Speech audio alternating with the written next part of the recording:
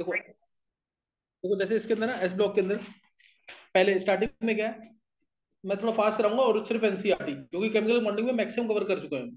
Chemical bonding periodic properties में maximum cover हो चुका है इसके अंदर। तो अब इसके अंदर जैसे एस ब्लॉक की बात कर रहे हैं तो lithium, sodium, potassium, rubidium, caesium, francium, ये है। और दूसरा ग्रुप बेरिलियम, मैग्नीशियम, कैल्शियम,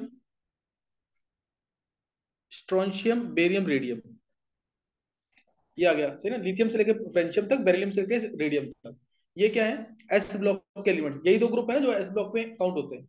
ये दो ग्रुप, दोनों ग्रुप कहाँ काउंट होते हैं, एस ब्लॉक के अंदर। तो इसमें जैसे लिथियम की बात करें तो लिथियम क्या है, हीलियम 2s1,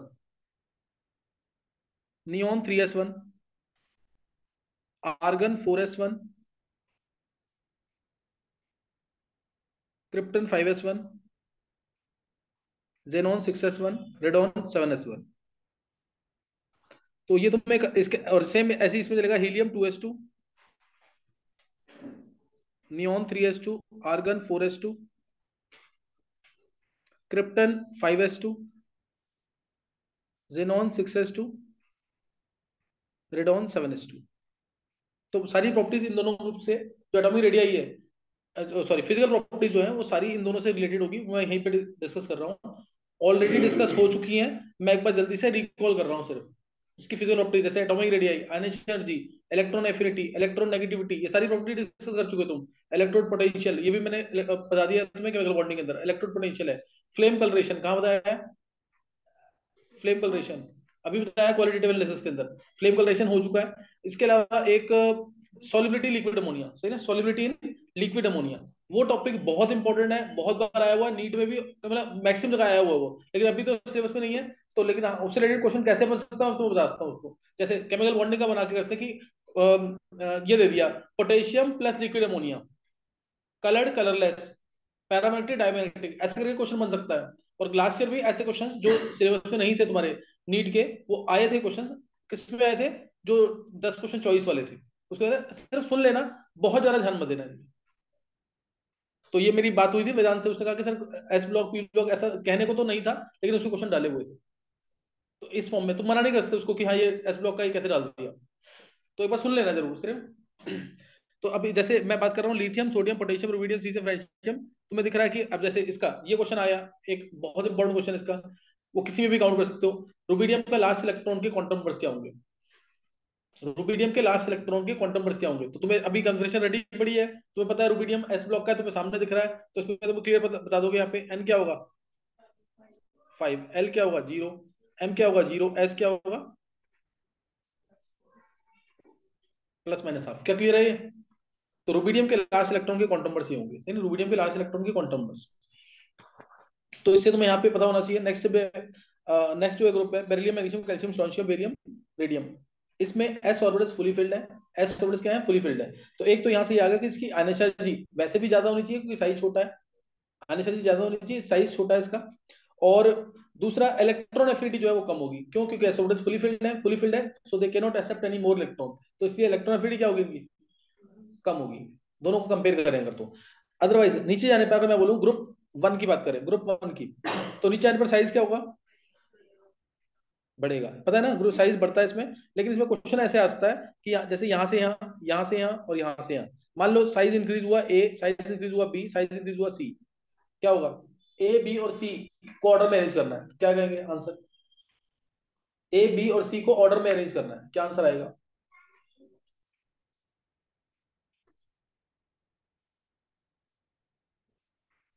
बोलो विधि याद है। हाँ, ए बी फिर सी, ध्यान आ गया कि नहीं। क्योंकि जब जब तुम लिथियम से सोडियम में गए तो कौन से इलेक्ट्रॉन्स की एंट्री हुई, पी इलेक्ट्रॉन्स की। पी इलेक्ट्रॉन्स का स्क्रीनिंग इफेक्ट ऑर्डर क्या होता है, एस फिर पी फिर डी फिर एफ, डी और एफ का क्या होता है, पुअर स्क्रीनिंग इफेक्ट। तो न्यूक्लियस से वैलेंस इलेक्ट्रॉन्स की अट्रैक्शन क्या होती है, बढ़ जाती है। डी और एफ का पुअर स्क्रीनिंग इफेक्ट डिटेल में एक्सप्लेन किया हुआ है पीरियोडिक प्रॉपर्टीज के अंदर। तो न्यूक्लियस से वैलेंस इलेक्ट्रॉन्स की अट्रैक्शन बढ़ जाएगी। तो जब तुम लिथियम से सोडियम की तरफ गए तो पी ब्लॉक की, पी सबशेल की एंट्री हुई, पी ऑर्बिटल्स की एंट्री हुई, उनका स्क्रीनिंग इफेक्ट प्रॉपर है। और जब तुम पोटेशियम से रुबिडियम की तरफ गए तो किसकी एंट्री हुई, डी की। और उसके बाद तुम सीजियम से फ्रेंशियम गए तो एफ ब्लॉक की एंट्री हुई। तो एफ ब्लॉक की एंट्री होगी तो क्या होगा, एफ ब्लॉक तो स्क्रीनिंग इफेक्ट क्या और पुअर है।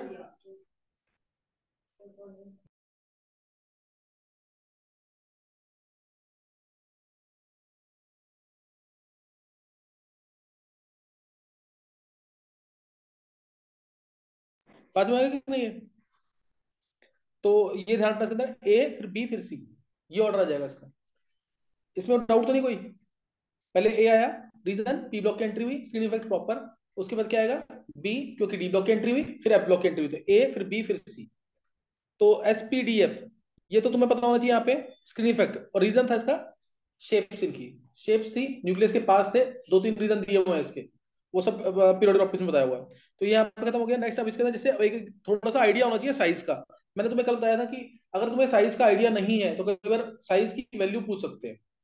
जैसे मैंने बताया बहुत इंपॉर्टेंट क्वेश्चन था, कार्बन कार्बन बॉन्ड एनर्जी कितनी है, ये पूछा हुआ आईआईटी ने, कार्बन कार्बन की बॉन्ड एनर्जी कितनी है। ऑप्शन दे रखा 10 kilo calorie, 20 kilo calorie, 400 kilo calorie, 100 kilo calorie, ऐसे करके। तो अंदाजा होता है ना बॉन्ड एनर्जी की वैल्यू कितनी होती है, 400 किलो जूल के आसपास, यानी 100 किलो कैलोरी के आसपास का आंसर आएगा। सही ना। तो अब इसमें अगर हम बात करें, ए ये तो तुम्हें पता लग गया यहाँ पे, लिथियम सोडियम पोटेशियम रुबिडियम। हाँ, इसमें अगर मैं तुमसे पूछूं कि ये साइज पहले देख लेंगे। जैसे लिथियम है, अपने पीरियड के अंदर lithium, beryllium, boron, carbon, nitrogen, oxygen, fluorine, neon, इन सब में लिथियम का साइज होता है 151 पिकोमीटर के आसपास का, 151 पिकोमीटर। और जैसे ही लिथियम से एक इलेक्ट्रॉन निकल जाएगा, लिथियम से एक इलेक्ट्रॉन निकल गया ना, अब कोई बता सकता है साइज कितना हो जाएगा इसका, लिथियम प्लस का, लिथियम प्लस का साइज कितना हो जाएगा, कोई अंदाजा। साइज छोटा तो होगा, ये तो कंफर्म है। कितना हो जाएगा साइज लगभग, लगभग हाफ हो जाता है इस केस में। ऐसा नहीं हमेशा हाफ हो, इस केस में हाफ, यानी साइज हो जाता है 76 पिकोमीटर। सही ना, 76 पिकोमीटर हो जाएगा साइज यहाँ पे। और उसके बाद बात करें अगर मैग्नीशियम की, मैग्नीशियम 2+ अगर आता है, क्या साइज हो जाएगा इसका, मैग्नीशियम 2+ का साइज कितना हो जाएगा अंदाजा। लिथियम प्लस है, मैग्नीशियम 2+ है, तुम कहोगे magnesium 2+ should be larger in comparison to lithium plus, क्योंकि इसमें दो शेल है, इसमें एक शेल है। लेकिन मैग्नीशियम 2+ का साइज जो है 72 पिकोमीटर है। साइज कितना, 72 पिकोमीटर, तो छोटा है इसका साइज। और ये क्वेश्चन तो आईआईटी ने पूछा हुआ है, लिथियम प्लस एल्यूमिनियम 3+, साइज किसका बड़ा है। अब तो देखते बता दो इसमें किसका साइज बड़ा है, लिथियम प्लस का। एल्यूमिनियम 3+ तो बहुत छोटा हो जाता है, लिथियम प्लस का जब साइज मैग्नीशियम 2+ से ही बड़ा है, तो एल्यूमिनियम 3+ से तो क्या है, विदाउट एनी डाउट बड़ा ही होगा। क्योंकि इसमें 13 प्रोटॉन 10 इलेक्ट्रॉन, बहुत ही पावरफुल अट्रैक्शन है, साइज छोटा हो जाता है। इफेक्टिव न्यूक्लियर चार्ज इसके इसमें बहुत ज्यादा। बात समझेंगे कि नहीं। नेक्स्ट, लिथियम और एल्यूमिनियम, लिथियम प्लस एल्यूमिनियम 3+, ये हो गया। ऐसे ही एक क्वेश्चन बहुत इंपॉर्टेंट, और याद देखते हैं किसको याद है ये,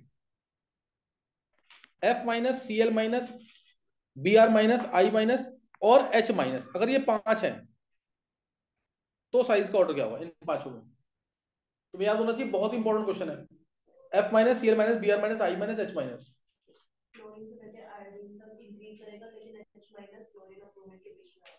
अच्छा सही, तो कनिका ने आंसर दे दिया, और कोई। और ध्यान रखना केमिस्ट्री में रीजन कब बनता है, आंसर देखने के बाद। और वो तुम्हें मानना पड़ेगा क्योंकि एक्सपेरिमेंटल है, ये तुम्हें मानना पड़ेगा। क्या आएगा, F-, Cl-, Br-, I-, H-। कौन रहेगा इसका answer. Sir Cl-, F-, Br-, I-, H-। H- का क्या सबसे छोटा। H- सबसे बड़ा नहीं होना चाहिए क्योंकि नहीं, आंसर इसका ये नोट कर लेंगे एक बार, आंसर ये है इसका, तेरे को याद है कर, इसका आंसर तू पीरियड में पढ़ा है वो ये सारा। I- सबसे बड़ा, I- सबसे बड़ा, उसके बाद H-, फिर Br-, फिर Cl-, फिर F-। रीजन बनाने को बन जाएगा कि H- है क्या, सर तुम लोग क्या रीजन बनाओगे इसका, why H- is larger, H- क्यों बड़ा हो गया। प्रोटोन इलेक्ट्रॉन देखते हैं ना इसके अंदर, H- के अंदर कितने प्रोटोन कितने इलेक्ट्रॉन, एक प्रोटॉन 2 इलेक्ट्रॉन, डबल का है ना डिफरेंस। और बाकी सब में डबल तो नहीं आएगा ना किसी में भी, वो तो आसपास ही होंगे बिल्कुल। तो इस वजह से ऐसा हो गया। चाहे एक शेल है, इतना ज्यादा एक्सपेंशन हो जाएगा कि साइज इन तीनों से बड़ा हो जाएगा, एफ से बी, सीएल से भी, बीआर से भी, और माइनस वालों से। इनसे बड़ा होकर कितना, H- का, FCl, Br तीनों से बड़ा हो जाएगा H- का। तो ये एक्सपेरिमेंटल है, तो याद रखना इंपॉर्टेंट क्वेश्चन में काउंट होता है। सही ना, ये सब पीरियोडिक प्रॉब्लम में कर चुके हो तुम। तो अब ये आ गया। अब ये तुम्हें समझ आ गया, ए बी और सी समझ आ गया। पे beryllium magnesium calcium sodium barium radium में साइज विदाउट एनी डाउट नीचे आने पर इंक्रीज करेगा। अगर मैं तुम्हें दे दूं सारे 12 के 12 एलिमेंट्स, बोलूं साइज में अरेंज करो, यहाँ फिर फंस जाओगे तुम। अब इनको साइज में अरेंज करना है, इन सबको साइज में अरेंज करना है अगर, तो क्या आएगा आंसर? देखो, बिना किसी डाउट के सीजन से थोड़ा बड़ा बोलोगे, इनको हटा दो रेडियो एक्टिव को, क्योंकि इनकी केमिस्ट्री ऑलमोस्ट अननोन रहती है। सीजन से बड़ा बोलेंगे, सीजन के बाद बेरियम आएगा ना, लेकिन है नहीं बेरियम, यहाँ पे तुम्हें याद रखना पड़ेगा। सीजियम आएगा पहले, फिर रुबीडियम, फिर उसके बाद भी पोटेशियम। अब उसके बाद ये तीन, बेरियम, स्ट्रोंशियम और कैल्शियम। बात समझ कि नहीं? अब इसके बाद एज यूजुअल जो होना चाहिए वही होगा। अब किसका बड़ा साइज होगा? सोडियम का, उसके बाद मैग्नीशियम, फिर लिथियम, फिर बेरिलियम। बात समझ कि नहीं? उसके बाद यही होगा। तुम लोगों को किसी को याद नहीं आ रहा? पीरियोडिक में कर रखा है ये सारा, ये पीरियोडिक में कराया वो पूरा, तो ये आंसर आ जाएगा इसमें। बात समझ कि नहीं है? तो ये एटॉमिक रेडियस बता दिया। फिर एटॉमिक रेडियस में तुम्हें याद होगा, अगर मैं दूं ग्रुप टू को, जल्दी से बताना आंसर, क्योंकि मैं इसमें टाइम वेस्ट नहीं कर सकता ज्यादा। एस ब्लॉक मतलब मैंने जल्दी खत्म करना है इसको। मैंने दिया ग्रुप पीरियड टू और बोला इसको साइज में अरेंज करो, पीरियड टू साइज में अरेंज करो, क्या आएगा आंसर इसका? साइज में अरेंज करना है, जो रेडियाई होते हैं वही कंसीडर करने हैं। बोलो आंसर क्या आएगा?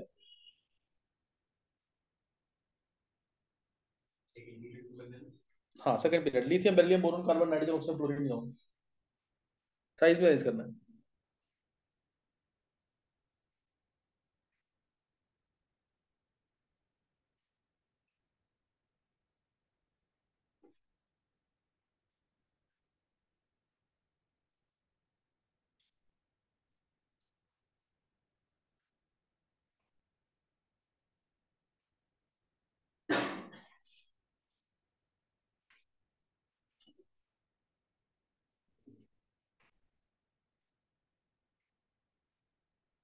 हाँ, बोला क्यों आंसर? बिल्कुल सही है प्रियंका का।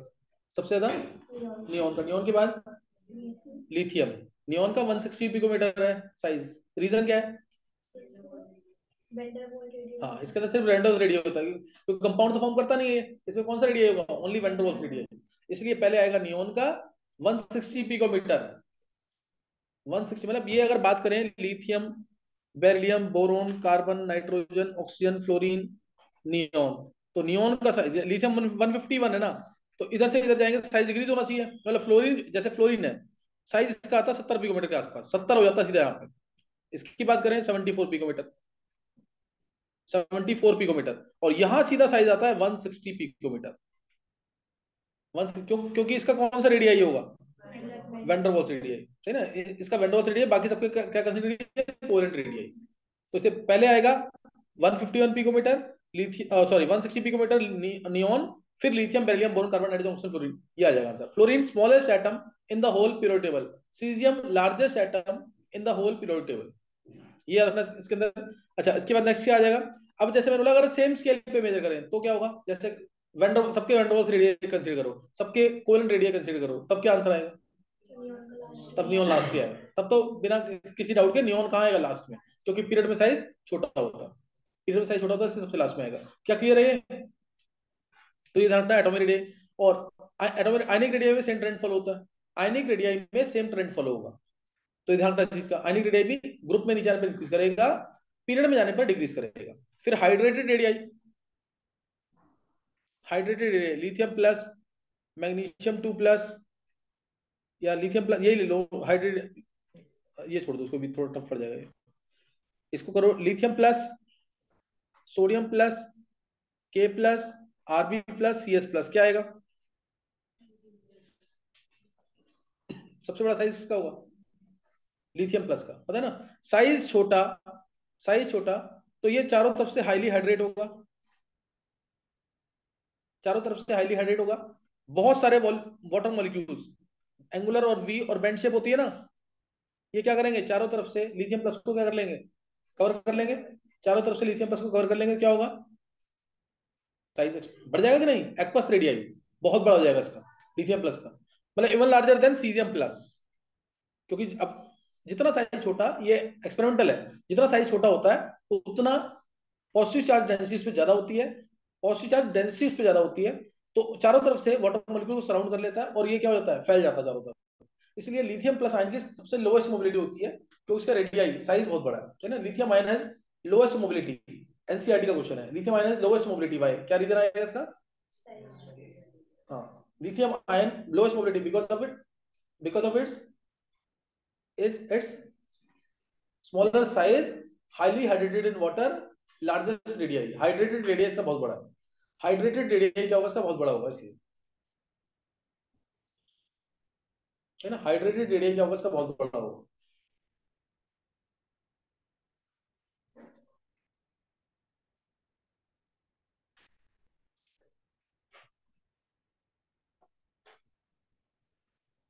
क्लियर है कि नहीं है? तो ये ध्यान रखना इसके अंदर, लिथियम प्लस, एक तो ये क्वेश्चन आ गया, फिर ये क्वेश्चन ये भी पूछा हुआ है, LiCl, LiCl और AlCl3, they are called as humidity controllers. इनको ह्यूमिडिटी कंट्रोलर्स भी कहते हैं, क्यों? हाँ, smaller size, highly hydrated in water, so they can easily absorb moisture from the atmosphere. तो ह्यूमिडिटी को कंट्रोल करेंगे, है ना। किसी रूम में रख देंगे तो क्या होगा, ह्यूमिडिटी कंट्रोल होगी इस रूम के अंदर कुछ टाइम के अंदर। तो इधर का LiCl और AlCl3 is used to control humidity in the atmosphere. LiCl और AlCl3 is used to control humidity in the atmosphere. ये पता होना चाहिए इसके अंदर। तो यहाँ तो मैंने बता दिया क्या, एटॉमिक रेडियाई, आयनिक रेडियाई और हाइड्रेटेड रेडियाई, ये तीन रेडियाई बता दिए। तीनों पता होना चाहिए, और ज्यादा इंपॉर्टेंट है हाइड्रेटेड रेडियाई। नीट में इसका 3-4 बार क्वेश्चन आ चुका है हाइड्रेटेड रेडियाई के ऊपर, सही ना, 3-4 बार क्वेश्चन आ चुका है, तो उसको करना है जरूर, उसको मिस नहीं करना है बिल्कुल भी। नेक्स्ट ये, अब इसके अंदर ये खत्म हो चुका है। एटॉमिक के बाद आयनेशन एनर्जी, क्या बताने की जरूरत है? नीचे आएंगे तो साइज बड़ा होगा, आयनेशन एनर्जी डिक्रीज करेगी। दूसरे ग्रुप में साइज बड़ा होगा, आयनेशन एनर्जी डिक्रीज करेगी। लिथियम से बेरिलियम की तरफ गए तो आयनेशन एनर्जी बढ़ जाएगी, साइज छोटा, आयनेशन एनर्जी बढ़ जाएगी।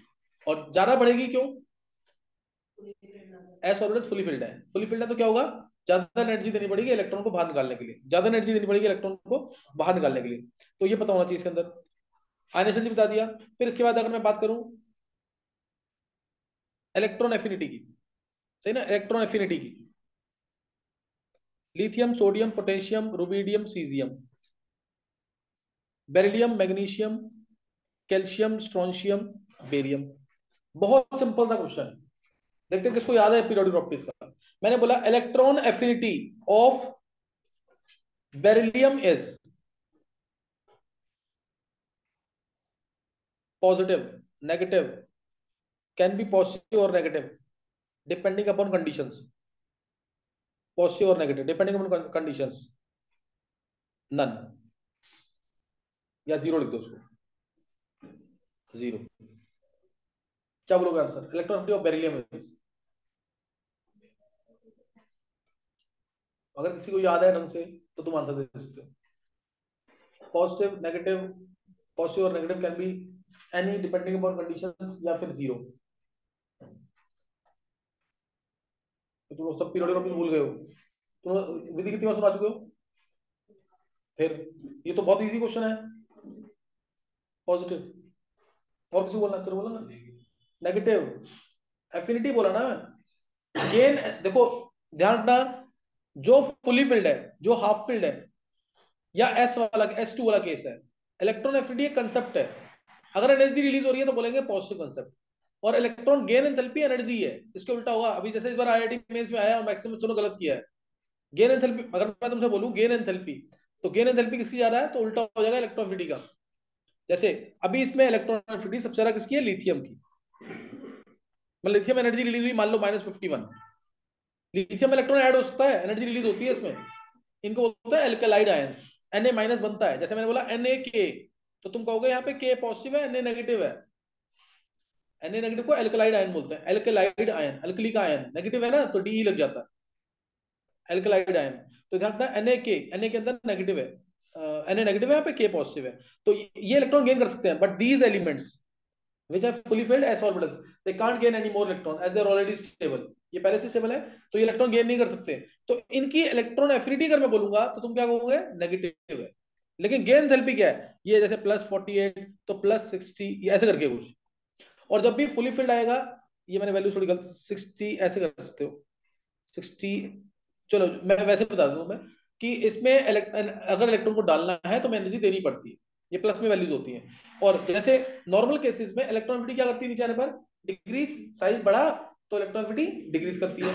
लेकिन जब फुली फिल्ड वाले केस आते हैं या हाफ फिल्ड वाले केस आते हैं यानी स्टेबल वाले केस जब आते हैं तो क्या होता है, इंक्रीज करती है। ये याद रखना जरूर, ये याद रखना जरूर। जैसे अब चाहे तुम नाइट्रोजन वाला केस ले लो, nitrogen, phosphorus, arsenic, antimony, bismuth, क्योंकि नीचे आने पर हाफ फील्ड और फुल फील्ड की स्टेबिलिटी क्या होती है, कम हो जाती है। ऊपर वाला हाफ फील्ड सबसे ज्यादा स्टेबल होता है, नीचे हाफ फील्ड फुल फील्ड है, न्यूक्लियस से दूर होगा इलेक्ट्रॉन तो स्टेबिलिटी थोड़ी कम हो जाती है। तो अब जैसे नाइट्रोजन है, नाइट्रोजन के केस में +40 मान लो एनर्जी तुम्हें देनी पड़ रही है, 40 एनर्जी। लेकिन फास्फोरस की तरफ आए ना, इमीडिएटली -74, यानी फास्फोरस में इलेक्ट्रॉन ऐड होगा कि नहीं, फास्फोरस में इलेक्ट्रॉन ऐड हो जाएगा। क्या क्लियर है ये? और अगर मैं बात करूं, और ये नीचे बढ़ती है, -77, -100, -105, ऐसे करके बढ़ रही है कि नहीं एनर्जी, इलेक्ट्रोनिटी क्या कर रही है, इंक्रीज कर रही है डाउन द ग्रुप। अगर हाफ फील्ड है, फुल फील्ड है या S2 वाले केसेस है तो इसमें इलेक्ट्रोनिटी क्या करती है, बढ़ती है। क्या क्लियर है ये अब जैसे मैं बात करूं हीलियम वाले ग्रुप की, इसका 2023 में क्वेश्चन था IIT मेंस में। Helium, neon, argon, krypton, xenon, radon, ये सब सारा पीरियड ऑफ रिपीट कर रहा हूँ एक तरह से, मैं ये बताना नहीं था मेरे को। लेकिन अब helium, neon, argon, krypton, xenon, radon, इसमें क्या कोई बता सकता ऑर्डर क्या होगा? हाँ बोलो।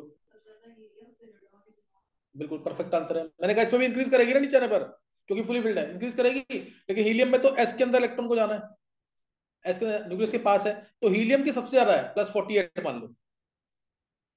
प्लस फिर यहाँ पे जैसे +110 है तो +96, +96, ऐसे करके।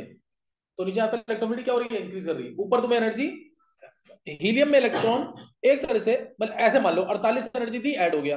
लेकिन अगर तुम्हें नियोन में ऐड करना तो कितनी एनर्जी देनी पड़ती है, 110, 110, बहुत ज्यादा देनी पड़ेगी नहीं। बात में वैल्यू क्या करती है, इंक्रीज करती है बोलते हैं, है ना, इंक्रीज कर रही है यहाँ से 110 से यहाँ पे, ऐसे करके इलेक्ट्रॉन फ्रीडी की वैल्यू कैसे इंक्रीज कर रही है पता है, क्योंकि वैल्यूज नेगेटिव होंगी ना, वैल्यूज क्या होंगी, नेगेटिव होंगी, इसलिए हीलियम की सबसे ज्यादा है, याद रखना ये हीलियम की सबसे ज्यादा है। उसके बाद रेडॉन की, फिर मतलब वही रेडॉन, जेनॉन, जो भी है, क्रिप्टन, इस सब से चलेगा। क्या याद रहेगा, वैसे इलेक्ट्रोफिलिटी क्या करती है नीचे आने पर, डिक्रीज, लेकिन इस केस में क्या कर रही है, इंक्रीज। अब एक क्वेश्चन ट्राई कर लेंगे, सेकंड पीरियड को और थर्ड पीरियड को इलेक्ट्रोफिलिटी में अरेंज करना है। सेकंड पीरियड को, थर्ड पीरियड को इलेक्ट्रोफिलिटी में अरेंज करना है। Lithium, beryllium, boron, carbon, nitrogen, oxygen, fluorine, neon, और फिर नीचे कौन सा है, sodium, magnesium, aluminium, silicon, phosphorus, sulphur, chlorine, argon, इनको अरेंज करना है। रीजन कर लेंगे एक बार।